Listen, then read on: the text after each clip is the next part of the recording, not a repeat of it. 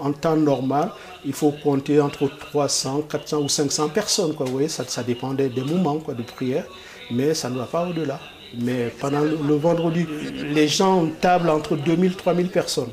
C'est-à-dire que la mosquée est archi pleine et que ça déborde sur la rue, toutes les rues avoisinantes.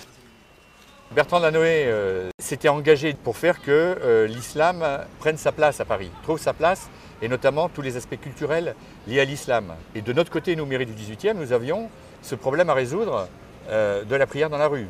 Et donc, la solution était justement de pouvoir arriver à mixer les deux dans un même bâtiment. Sachant que les deux projets ont des espaces culturels et des espaces cultuels. On trouvera d'un côté l'Institut des cultures d'islam, qui sera un établissement culturel de la ville de Paris, et puis un des volumes, un des étages, dans chacun des deux bâtiments, sera vendu à une association cultuelle pour remplacer deux lieux qui actuellement posent justement des problèmes. Celui qui sera sur la rue Polonceau pour remplacer la mosquée de la rue Polonceau actuelle, et celui-ci pour permettre à la mosquée de la rue Mira de s'installer là. Alors si on nous propose d'avoir un local où la pratique islamique peut se faire dans de très bonnes conditions tout en ne gênant pas les autres, nous avons adhéré tout de suite au projet. Aujourd'hui, comme beaucoup de villes en France, Paris et le 18e souffrent d'un manque de lieux permettant la pratique digne du culte musulman. L'Institut de culture de l'islam, c'est 2 sites. Et c'est vraiment un projet. Du coup, pour nous, c'est assez particulier de donner la réplique d'un site à un autre, puisqu'ils sont distants d'environ 700 mètres. La question, c'est une question un peu inédite en architecture. Faire 2 fois le même bâtiment, mais dans 2 coins différents de rue, c'est très particulier. Dans la partie culturelle, on y trouvera des lieux d'exposition, des lieux de présentation de spectacles, des lieux de réflexion et de colloques à caractère scientifique. Certainement aussi un fonds de documentation. Voilà, donc on construit progressivement comme ça une programmation qui restera, qui sera affinée, mais qui restera dans le futur ici. Ouais.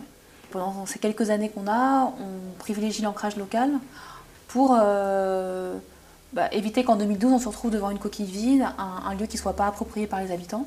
J'ai reçu M. Rosel une fois, j'ai reçu Boacaz plusieurs fois, lesquels les deux m'ont promis que cette communauté musulmane du 18e serait partie prenante de ce projet.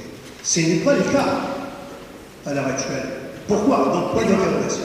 Vous n'êtes pas exclu de la démarche entreprise.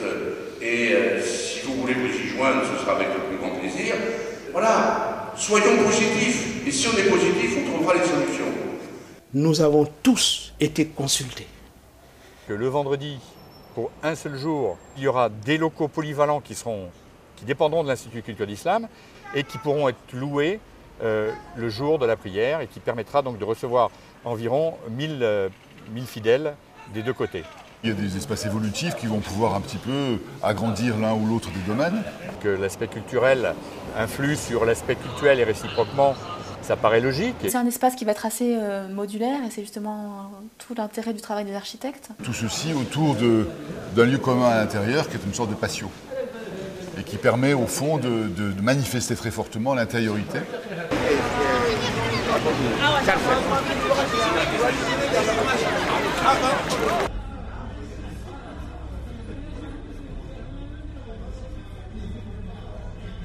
Dans la culture de l'islam, il y a quand même des choses au départ très évidentes qui sont géométrie et simplicité.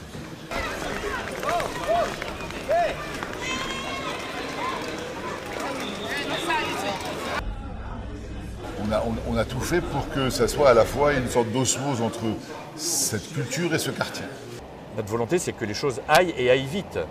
Ici, voilà, c'est vraiment offrir aux habitants de la Goutte d'Or un équipement culturel rayonnant.